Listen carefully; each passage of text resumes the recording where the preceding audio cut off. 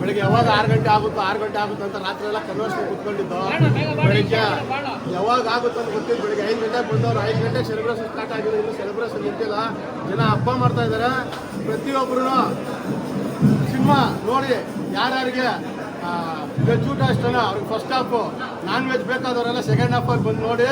ಶಿವಣ್ಣನ cinema ಬೆಂಕಿ ರೇ ಬೆಂಕಿ.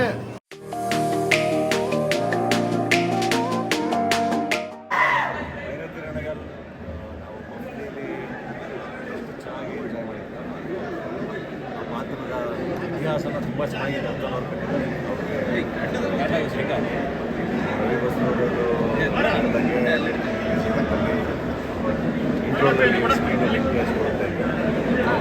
ಪ್ಲೇಸ್ ಮಾಡೋದು